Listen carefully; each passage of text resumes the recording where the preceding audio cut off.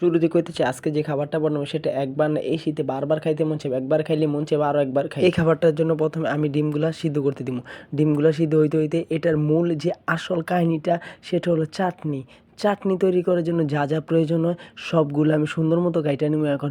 যেমন শসা, টমেটো, পিঁয়াজ, লেবু সবগুলো সুন্দর মতো কুচি কুচি কুচি করে কাইটে নিব। আপনারা চাইলে এর সাথে আরও কিছু সবজি অ্যাড করতে পারেন, যেমন আপনার গাজর, হসপাতা, কিন্তু আমি যা আছে তাই অ্যাড করে নিছি।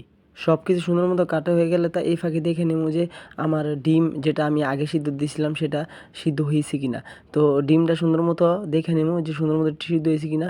ডিমের ঢাকনাটা উঠানোর পর দেখি না, ডিমটা মোটামুটি সিদ্ধ হয়ে গেছে। ডিমের যে উপরের লেয়ারটা আছে আপনার চামড়াটা, যেটার আমরা কই খোসা, ওই খোসাটা ফাইটা গেছে, তার মানে কি ডিমটা সিদ্ধ হয়ে গেছে। ডিমটা সিদ্ধ হওয়ার পরই আমি এখন ডিমটা ভালো করে সাইকে নেবো। ডিমটা সাইকে নেবো, ডিম টুইলা টুইলা সব কিছু রেডি করে নিলাম। ডিম এবং চাটনি করার জন্য মোটামুটি যা প্রয়োজন সব কিছু আমার রেডি। এখন আসল কাজ হলো চাটনি বানানো। চাটনি বানানোর জন্য আমার কাটা যা সবজিগুলো আছে সব কিছু এখন আমি ভর্তার মতো করে নেব। আসলে চাটনি বানানোর আসল স্বাদ আসবো যদি চাটনির সাথে একটু শুকনো মরিচ দেওয়া যায়। শুকনো মরিচটা দিলে আলাদা একটা জিভলার স্বাদ এবং জাল দুইটোই আসবো। সব কিছু মাখানোর পরে এর মধ্যে একটু ভিনেগার এবং চাটনি, যেটা আমি বাজার থেকে কিনে নিয়েছিলাম, ওই চাটনিগুলা সুন্দর মতো এর উপরে দিয়ে ভালো মতো মাখাই নেব। এই যে ভালো মতো আমি মাখাই নিতেছি। মাখানোর পর যে একটা ঘ্রাণ আসে, ঘ্রাণই যেন মনটা ভরে গেল এবং পেটটা ভরে গেল। পেট তো আর ভরে নেই, তো এখন পেট ভরার জন্য শুরু করবো খাওয়ার কাজ।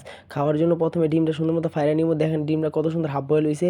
হাফ বয়েল হয়েছে মানে কি ডিমটা পারফেক্ট হয়েছে। তার মানে আপনি শীতে যদি এটা খান সেই একটা এনার্জি পাওয়ার আসবো এবং আপনার মুখও অনেক ভালো রুচি আসবে। এই যে আমি এখন সালাডটা সুন্দর মতো দিয়ে দিলাম ডিমের মাঝখানে। ডিমের মাঝখানে দেওয়ার পর রেডি হয়ে গেল আমার আজকের বিকালের রেসিপি। দেখেন কত সুন্দর। ধন্যবাদ সবাইকে।